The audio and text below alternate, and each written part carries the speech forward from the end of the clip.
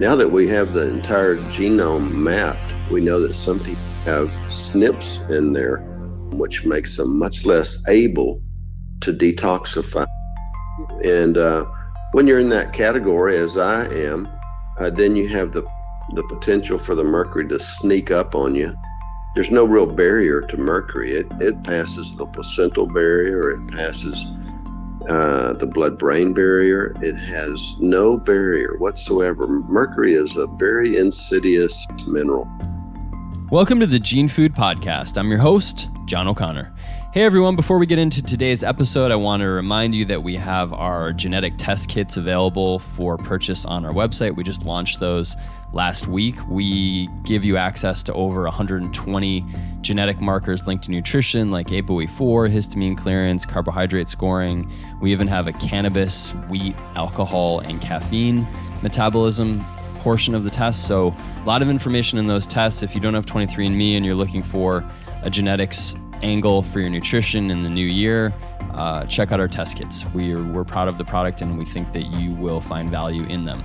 Listeners to the podcast can get 15% off of kits with the coupon code PODCASTGF. With that little plug out of the way, today we're really excited to bring you Dr. Stuart Nunnally, who is a biologic dentist in Texas Hill Country outside of Austin and Marble Falls. Dr. Nunnally is somebody who sees patients not only in Texas but from all over the world. He's one of the best known and respected dentists in the country, and his practice focuses on integrative care, biologic dentistry, and treating the whole person. He has a very, very, very heroic story whereby he thought he had developed Lou Gehrig's disease, otherwise known as ALS, which was actually Mercury Toxicity, and we talk about his journey towards getting rid of the mercury in his body and achieving a state of health after a long struggle with that issue. We also talk about how dental health plays a role in comprehensive health. I think you probably may have heard, but what's happening in your mouth has a big impact on what's happening in your body, and we get into studies that have been done by Weston A that prove that, and just kind of talk generally about how we can optimize our oral health to improve our overall health. So without further ado, we're excited to bring you Dr. Nunnally. Dr. Nunnally. Hi, John. Hey, it's good to do you remember me? I came in your office that one time. Yes. If you do, then you have an incredible memory. Yeah. I do remember you. Yeah, you guys remember you. I remember your voice distinctly. Wow, really? Nice to hear your voice. Yeah, it's good to hear from you too. It's such a lovely part of the country. I just love the people in Texas and in Austin. Yeah. And even in your neck of the woods, which would you say you're Texas Hill Country? We are. Yeah. Okay. We're an hour west of Austin, which puts us right in the Hill Country. Yeah, and I remember coming into your office. It was by far the most pleasant and positive experience I've ever had at a dentist. That's for sure. Oh, well, thank you. So how have you been? How are things in Marble Falls and in Texas in general? Is good. Are you guys seeing the growth move out that way, or is it maintaining its kind of more small town still vibe? Both. It's still a great little town, but we have been discovered, no question. And there are a lot of people who like to, move out our way and then maybe commute into work. So it's a bedroom community in some ways, but it still is a wonderful kind of retirement area. My wife and I have lived here for all our lives, and we think it's greater now than ever. So just a good spot. It's a beautiful spot. I can remember driving out from Austin. It's, you kind of get those winding hill country roads, and it's just got that real just beautiful feel, but there's, you hit the towns as you go. It's great. So, well, cool. So wanted to have you on. It's funny. I saw you listed on an ALS conference website, I believe is how, and I was like, wow, that's crazy. I knew that Dr. Nunnally, I know that your practice is sought after by patients, not only in Texas, but you see patients from all around the world. But I was surprised to see you on as a speaker at an ALS conference. Can you tell the audience a little bit about how that came to pass and your experience with those symptoms? And Well, yeah, it was such a privilege to be at that conference. Let's see, 18 years ago, about this very time, I began to have symptoms that certainly mimicked ALS symptoms. They started as really intense cramping in my legs. I was still a quite competitive triathlete at the time, and developed these cramps in my legs that were very uncharacteristic of the types of cramps I'd had before. And usually I could run through most any cramp, but this was not. This was atypical. So at any rate, the cramps got worse and they spread throughout my body, and it even began to sort of debilitate me in my ability to work. My hands would cramp.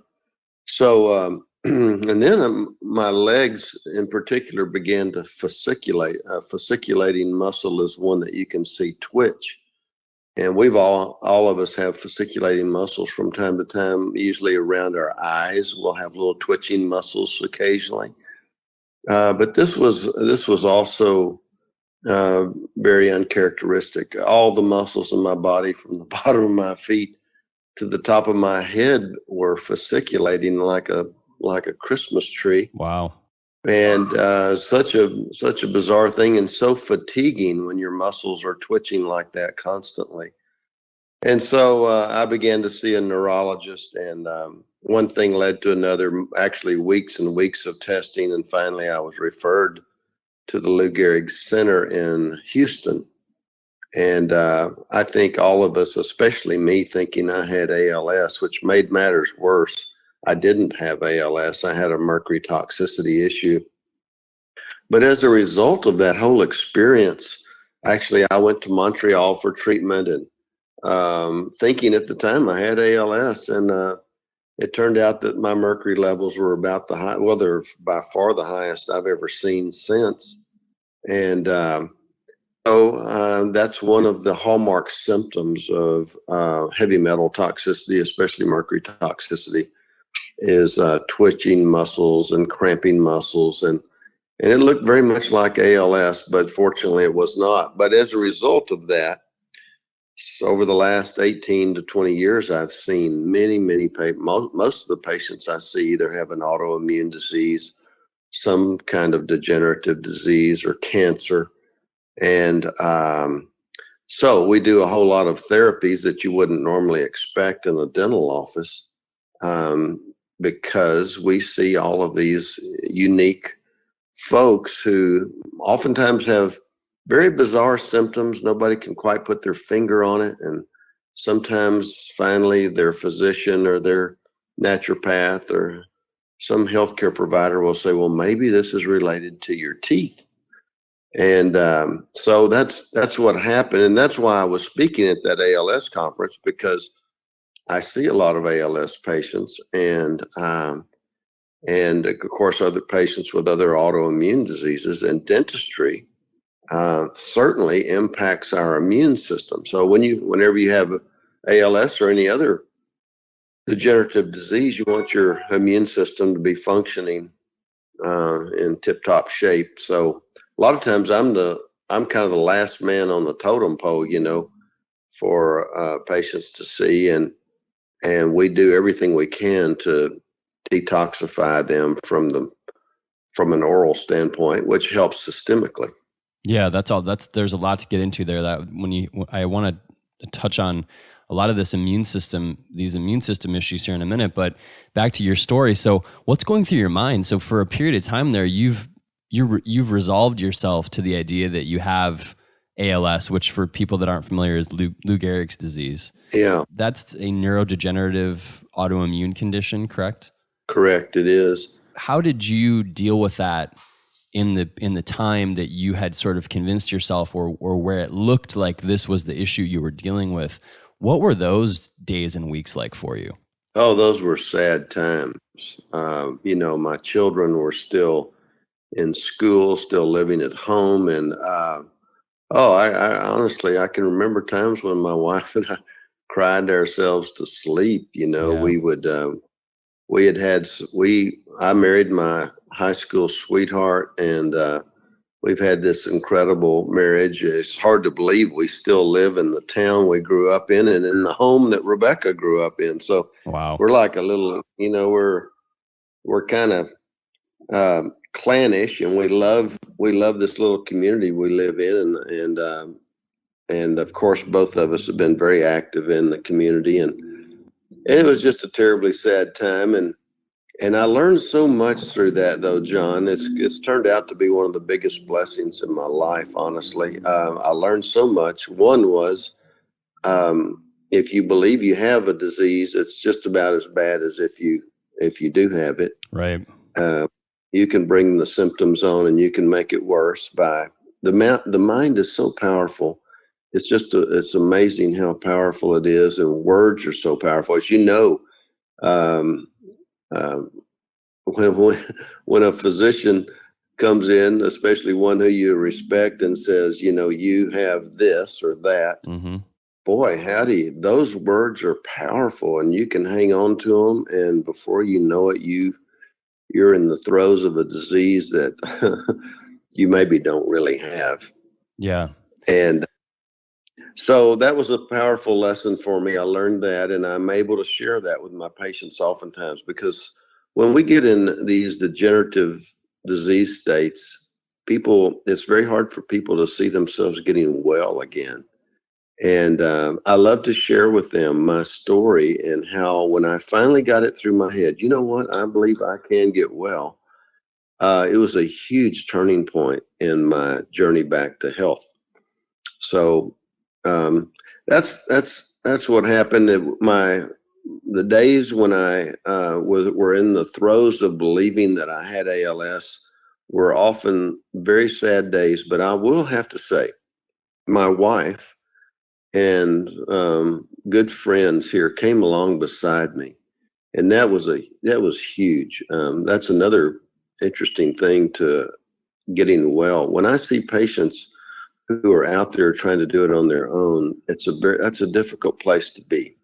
When they've got a good support group, good family, people who are helping them, oh, that's so much better. It's so much easier to get well. And then my faith sustained me, John. I don't back away from telling people I'm a Christian, and I'm just telling you, the Lord sustained me. I have dear friends who are virtually every faith. I'm just saying, you have to, in my opinion, if you're in especially a disease state where things look so bleak, I can't imagine facing that without having a strong belief in God. Those are the things. My belief in God and my relationships with my wife, especially, and my friends, really did sustain me. Yeah, basically sticking to the foundational pillars of your life, that as you built it, just leaning back on that and Right. and letting that sustain and carry you through. That's so cool. And then you come to this point where the clouds part, and you realize that you don't indeed have ALS, which is incredible. Mm-hmm.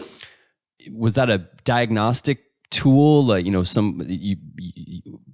Did you think of it on your own, or who suggested that you be tested for metals? And then, assuming the metals came back off the charts, and it was kind of almost like a reprieve, I would imagine.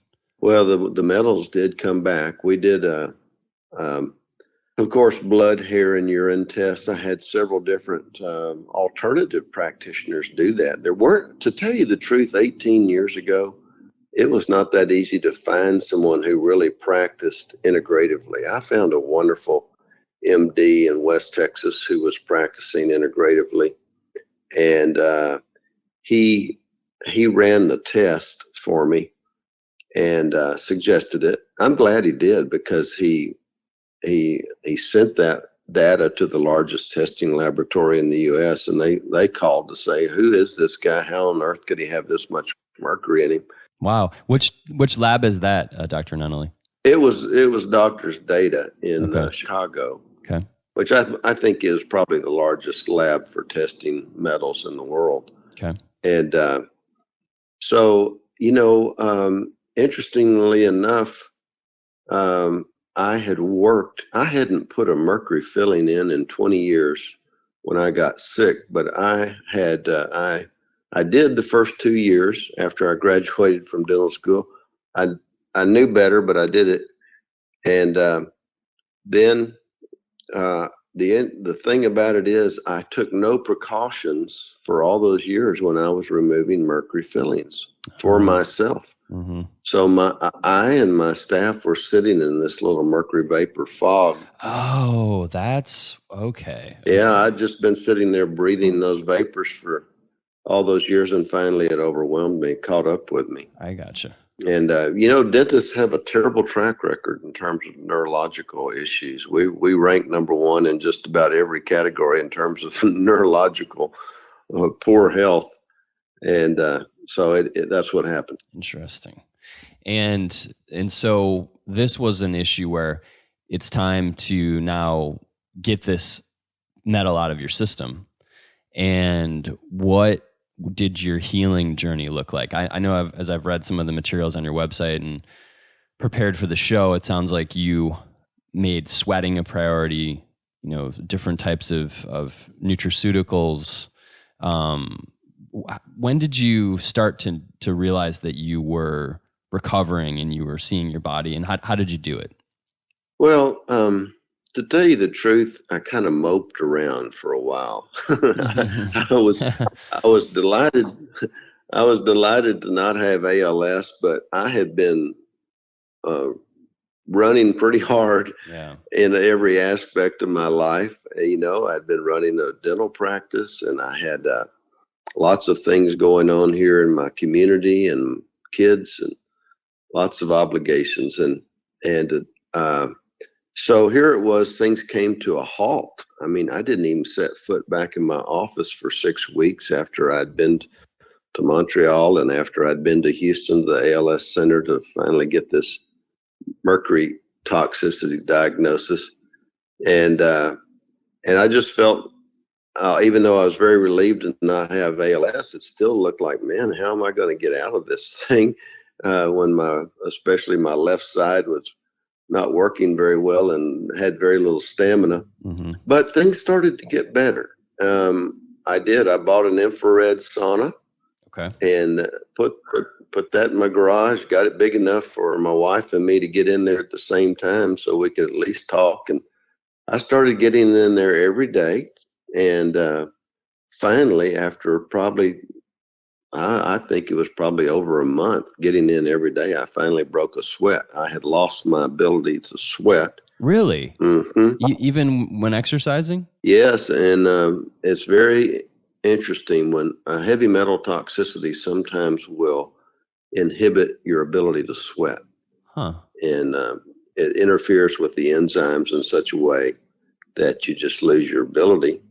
And I did. It took me for a long time to finally break a sweat, and that was a huge part of my healing. So I got in that infrared sauna daily. I would, there's a few keys for your listeners to saunas. You never want to stay in the sauna to the point where you're exhausted. You want to break a sweat, towel it off, and then get in a shower and rinse it off so you don't reabsorb the toxins. Mm-hmm. But you never want to stay in there to the point where you have to be helped out, where you're that fatigued. And you always want to stay well hydrated when you're in there as well, and have some water with you. So I did that. That was very helpful. I did a bag of vitamin C, B once a month for several years. Vitamin C is not a chelator, but it amps up our glutathione levels. And that is a fabulous chelator for mercury. Glutathione is what God put in us to chelate heavy metals. So I did that. Well, Dr. Nunnally, let me stop you right there. I just want to ask you, what is your opinion on just doing the intravenous glutathione directly? Why did you decide to do the vitamin C route and not the glutathione? Because I know a lot of people are very into glutathione IVs. Yes, and I think glutathione IVs have their place. They certainly do, but they're fairly short-lived. Okay. And so vitamin C helps restore the body's own glutathione to a state where it can receive the metals. And I think it's quite frankly great just to give the body the building blocks to build your own glutathione. Very cool. Yeah. So that's what I did. Of course, I had always had a fairly clean diet because I was trying to be a competitive triathlete, but I really got it clean. We went to, strictly organic, grass-fed beef, at least when we were eating at home, which was most of the time. And all of those things played a role. And finally, at about year 3.5, I was able to jog again. And now I'm back 100%. I can't even tell you what a fabulous ride it's been, John. I'm so grateful. Yeah, it's such a cool story. And there are people out there publicly discussing the problems that can come from mercury and how mercury does mask other disease states. It's funny. I don't know if you know Tony Robbins, the self-help guru. Sure. But he's been pretty public talking about how he was eating a diet that was very high in swordfish, and he started developing these kind of mental, muscular kind of issues, and was tested for mercury, and his levels were off the chart as well. Oh yes. And so it kind of comes back to, in your case, you have this issue because professionally you're helping people remove amalgams, mercury amalgams that are used to be used commonly as fillings and cavities, I believe, correct? Correct, yeah. But there are still people out there who are walking around who have mercury fillings. I actually had a couple of them, and I did some research and had them removed and wrote a blog about it. And so one of the things that I thought was really fascinating about the whole amalgam issue is that there is some disagreement, it seems, out there in terms of studies and commentators as to whether these amalgams are dangerous or not. But I don't think that it's in dispute that they raise your serum levels of mercury. Right. And so what would you say to people who are listening at home who have a loved one who has amalgams or are considering having theirs removed? What's the kind of the state of the thinking there? Well, you know what? I love the way you language that, because it seems as though certainly a large segment of the population seems to tolerate, the mercury that comes off of mercury amalgam fillings. A mercury amalgam filling is the amalgam fillings that all of us have in our mouths or did have are 50% mercury. And so we would think, and we've always been told, that once it gets mixed into this filling material that's put into the tooth, that it's basically inert and that it does not leach out. That's now been scientifically proven over and over again. It does leach out. If you put a phosphorescent screen behind a tooth, an extracted tooth that has a mercury filling in it, you can watch the mercury literally boil out of the filling. You just see the vapor come right off of it. So we know that it leaches mercury. Some people tolerate it well, but some people don't tolerate it well.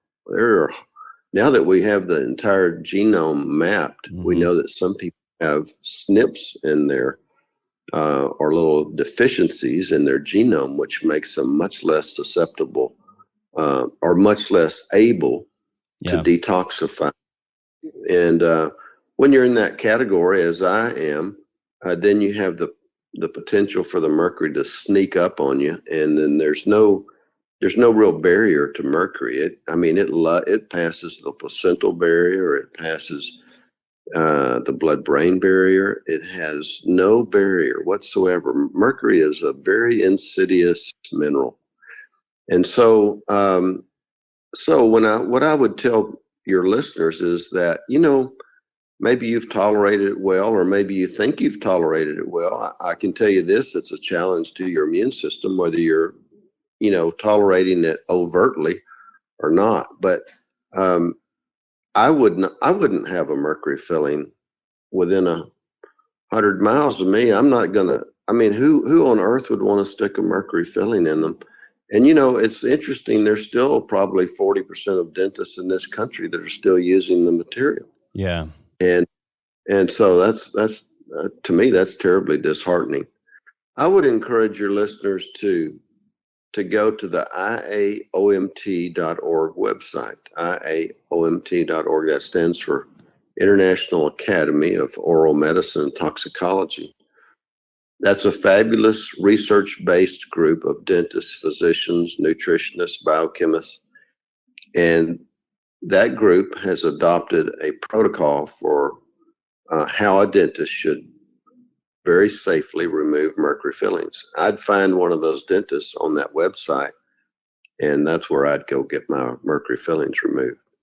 What about the case for somebody who has a large number of their teeth have mercury fillings, and they're concerned that, because especially some older generations, it was even more common. I think there was more replacements done. And let's say you're somebody who has, for me, I had a couple of them. I was kind of a little bit hesitant to get wisdom teeth out, and I eventually ended up doing it. But let's say you have a bunch of them, and you're worried that you're going to have to what do you do with those patients where you have to do reconstructive dentistry, or how does that work? Oftentimes not, John. Usually we can simply remove the mercury filling and replace it with a biocompatible bonded filling, which looks like the tooth, gives the tooth much more strength, and is just a beautiful way to restore it. Now, there are dentists around the country who would want to put crowns on your teeth. I personally would prefer to go. I just like a real conservative route, removing as little tooth as possible, and just removing the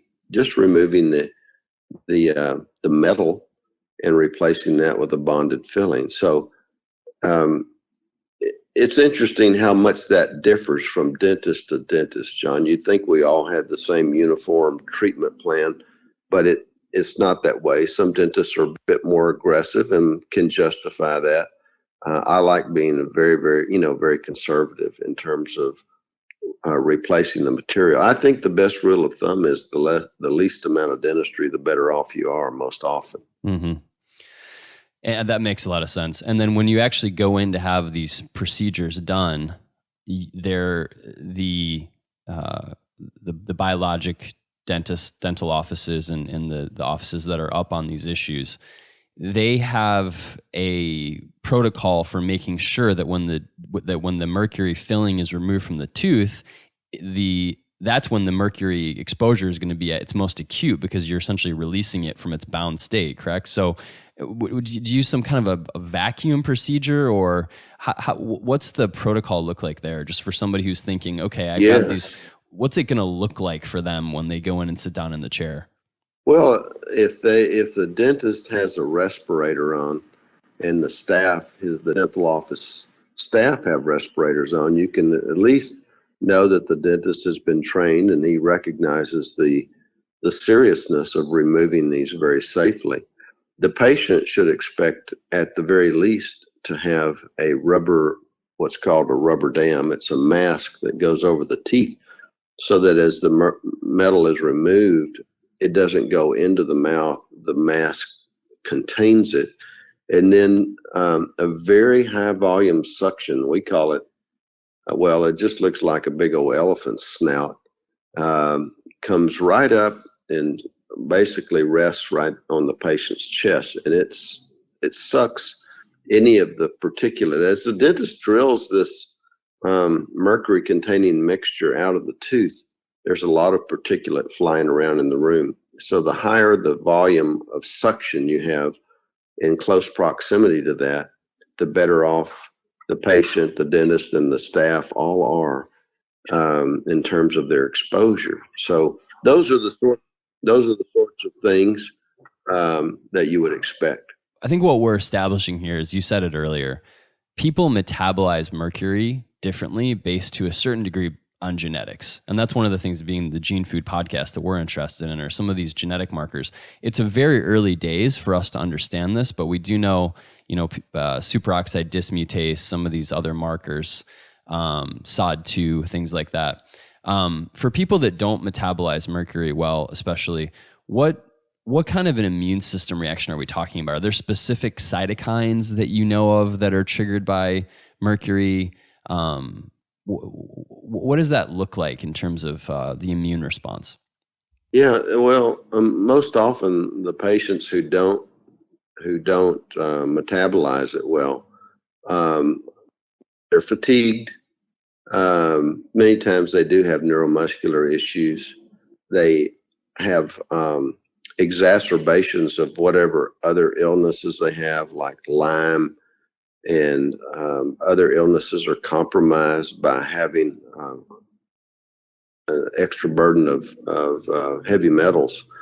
So I'd say the biggest problem is for patients who do not detoxify is it just takes them longer to get well. Yeah.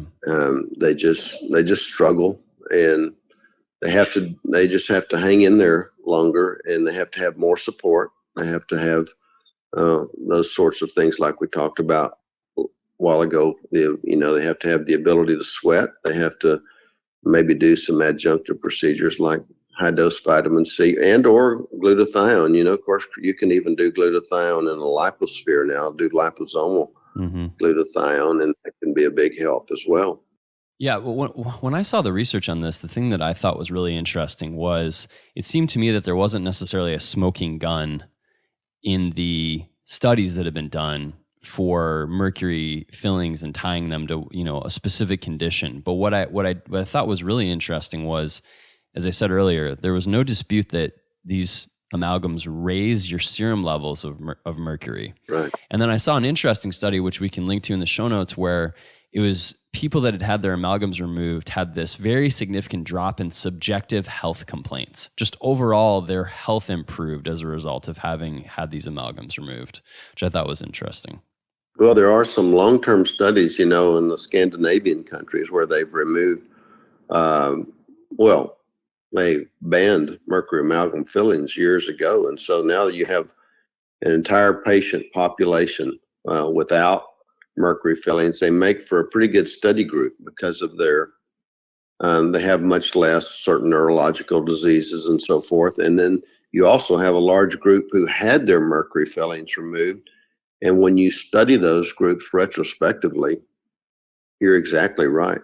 They report an increase in stamina, overall well-being, and just as you would expect. I mean, we're talking about an incredibly potent neurotoxin. You wouldn't do better if you had that removed. I mean, if you remove plutonium from someone, wouldn't you expect them to do better? And plutonium is the only element that's more reactive than mercury. We are going to transition from mercury, where we had a pretty good discussion, go to the work of Weston A. Price, who, he's just become so popular. There's a lot of people. We had on a nutrition PhD professor a few episodes back, very influenced by his work. How has he influenced you? Like, what are your top level things you think of when you think of his work? Well, when I think of him, obviously I think of eating a diet that would be consistent with my heritage. He demonstrated over and over again that when people ate the diet of their tradition, then they did best. And I find that myself, that I do very, very well when I eat my ancestral diet. And I've seen that in my patients. I used to look at a lot of different blood analyses on patients, and I would see patients, for example, someone from, let's say they were from a culture of, maybe from Asia, where they would typically eat a lot more greens and fruits, vegetables, and maybe a little bit of protein in the way of probably fish. Maybe they had moved to this country and they were eating the typical American diet. Yeah. And, you would see a decline in their health and their chemistry would look awful. And interestingly enough, especially being a triathlete, I used to do everything I could to get a competitive edge. And I became vegan for a while, and my chemistry looked awful. What did you see? Did you see triglycerides go up, or Triglycerides went up, Yeah. absolutely. Yeah. Yeah. Protein went down. Interestingly enough, even I'm actually a big fan of having your cholesterol elevated, but mine got very high. Sorry to stop you there. That's a topic we are very nerdy about here. It's just kind of lipids and lipid biomarkers. So where do you like to see your cholesterol sit in terms of serum cholesterol and LDL and all that? Yeah, I like to see my total cholesterol somewhere around 220 to 250. Okay. And then I like to see my HDL to be at least a third of that. Okay. And pretty much I function very, very well there, cognitively and elsewise. So yeah, we know from the Framingham study, the point at which people had the least mortality was a cholesterol of 221. So I think that works well. Yeah, you definitely need the cholesterol. Do you do your particle count and your LDL cholesterol and all that as well, or? I do, but I'm not so worried about that as long as my HDL stays up there nice and high. Gotcha. Which I keep high by doing I do a good high grade pharmaceutical grade fish oil. Mm-hmm. And I do quite a bit of K2, which was Weston Price's X factor, of course. And at any rate, I'm a big fan of healthy fats, and but I certainly don't worry about a total cholesterol of 250. Gotcha. In just about anyone, unless their HDL is real low. And so, at any rate, Weston Price to me he's one of my heroes. I think about him in terms of what he elucidated for us in terms of the ancestral diet. But one of his biggest contributions was the fact that he identified and he demonstrated over and over again that what happened in the mouth didn't stay in the mouth. It could cause systemic problems. And he demonstrated oftentimes that root canal treated teeth and other teeth, infected teeth, could cause systemic problems, and he could duplicate that. He could, in other words, remove an infected tooth from someone. Let's say the person had lupus, or let's say they had rheumatoid arthritis. He removed the infected tooth, took a portion of the tooth, put it in the belly skin of a rabbit, and he could duplicate the disease in the rabbit. And he demonstrated that for many, many diseases. He published 1,200 pages on this back in 1923, because he was motivated to do it, because he did a root canal on his own son, Donald. And several weeks later, Donald died of a heart attack. Wow. And he was just 16 years old. And if you can imagine this, Weston, everyone says he was just a precious, dear man, but I know this must have agonized him, but he removed that tooth from his dead son and a fragment of that, and he put it in the belly skin of a rabbit. The rabbit died subsequently of a heart attack. No way. Really? This is documented? That's insane. Oh, that's very well documented. He did it 99 more times.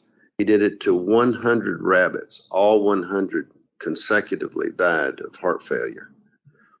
And so that's why he became such a devoted researcher on this topic of dental disease and systemic illness.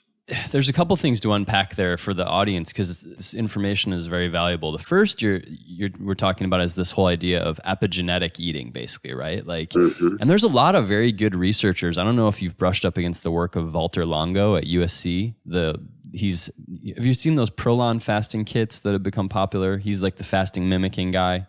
Yes, I'm familiar with it. Yeah, and he's echoed that, which is that there really is something to this idea that getting in touch with what previous generations in your family ate has a benefit. Correct. Which I think we can all appreciate. And then you said vitamin K2. Before we get in, I want to get into also to the disease states in the mouth, but why was that such an important nutrient for Weston Price?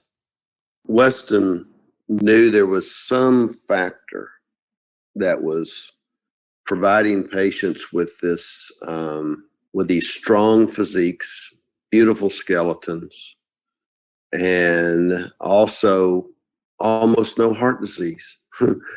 And he didn't know what it was, and it wasn't even, it really wasn't elucidated until many years later.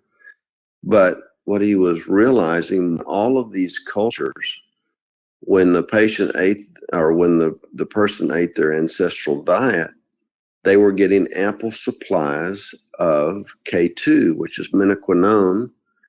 And it's very interesting. That particular vitamin will deposit calcium into our skeletons the way it should and remove calcium from our vasculature at the same time. So in other words, your arteries, and not just your arteries, your other tissues, they stay much more supple. You don't have this deposit of calcium into them. Instead, it's removed from them and it's deposited into the bones where it should be. And so you see in the cultures where K2 is prevalent, you see robustly healthy people. Mm-hmm.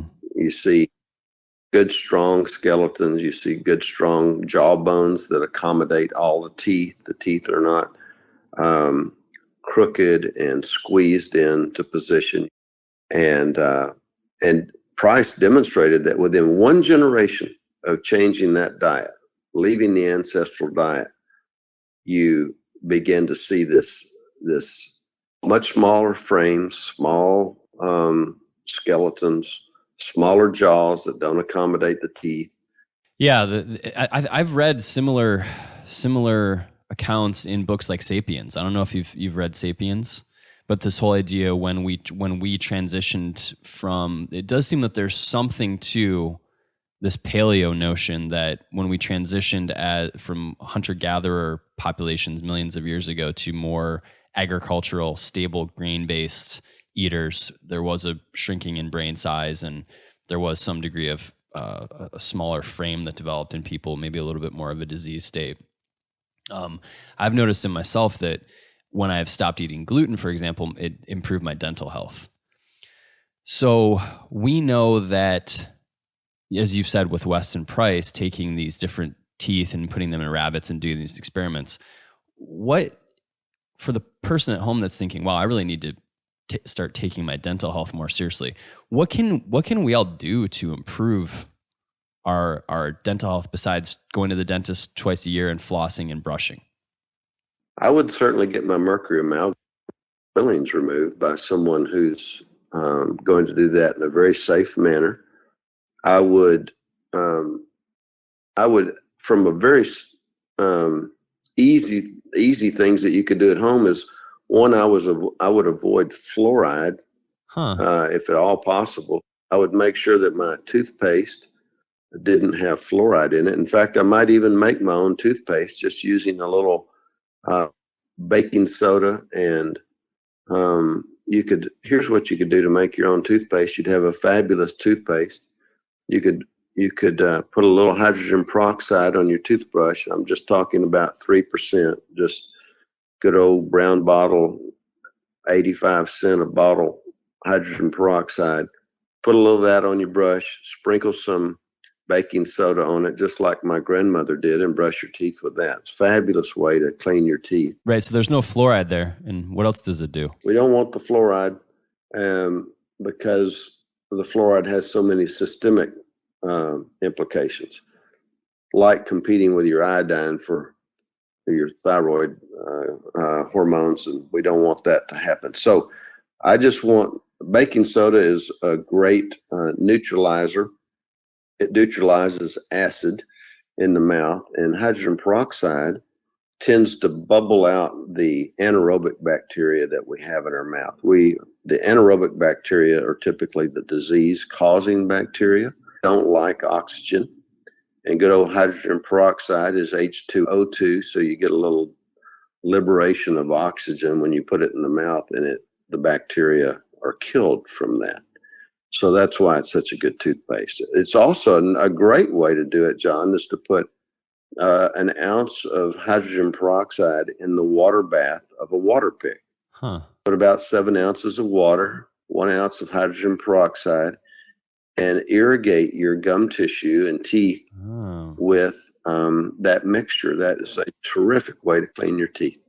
And does that alters the pH of the mouth to a more alkaline state, which prevents those bad bacteria from taking a foothold. Is that correct? Yeah, that's correct. And it neutralizes the acids that they produce. Interesting. Okay. Mm-hmm. And how do you feel about processed grain and sugar? I know, if you think of the number one thing that a dentist usually will tell you, it's don't eat sugar.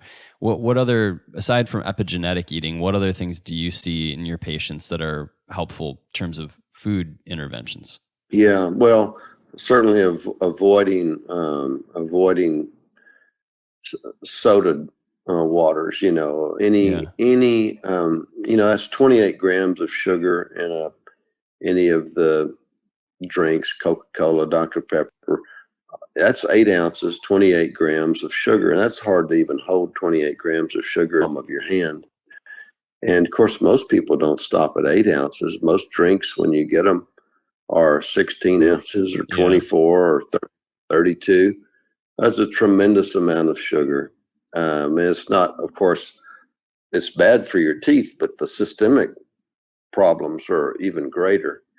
And we're at an all-time high now, in terms of diabetes in this country, and 99% of it has to do with what we're ingesting. And then the other things I would do, John, in terms of oral health, is I would have a dentist who has maybe a real open mind. I would have him evaluate my root canal, because root canal treated teeth can be an issue. If you go to my website and hit a research tab there, you'll see that I have summarized 26 very current research papers on the root canal issue. Okay. And it's just in about a two and a half page summary. And that would be helpful for people to look at in terms of deciding whether they're going to hang on to their root canal treated teeth or not. Well, we're getting ready to close out the episode here, but I think it might be worthwhile taking a minute and just asking you this. Is the root canal issue similar to the mercury issue in that you have some people that just metabolize that mercury more effectively than others, and the ones who are either getting megadosed or who have some kind of genetic inability to metabolize the mercury effectively are the ones that are having these issues? Is that true with the root canals as well? It seems like some people are okay with them. How do we calibrate that from a 10,000 foot standpoint?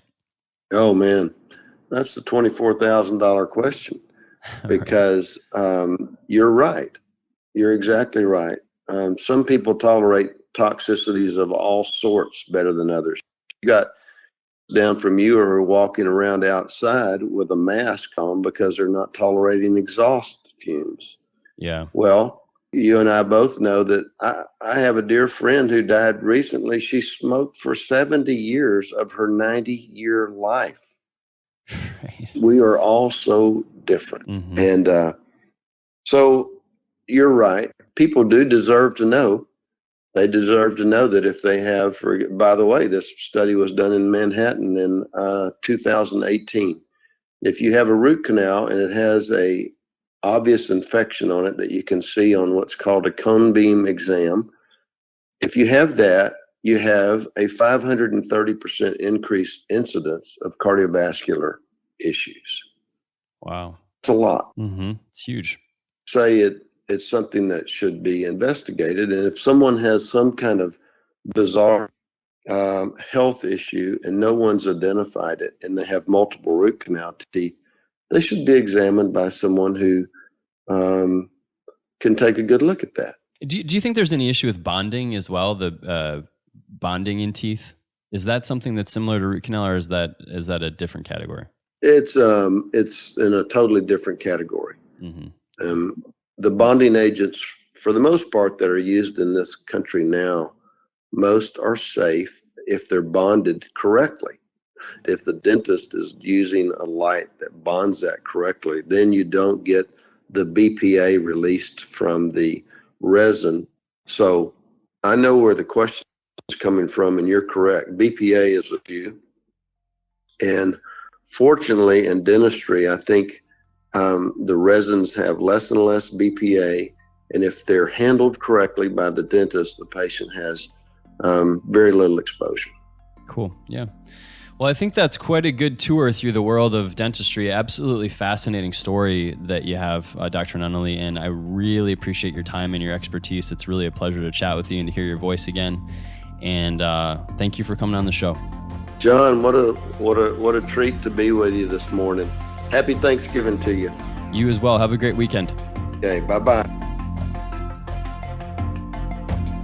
The Gene Food Podcast is our attempt to synthesize the latest developments in the fields of genetics, nutrition, and medicine, and offer you practical tips and stories you can use in your own unique health journey. If you enjoy this podcast, you can find more information online at mygenefood.com.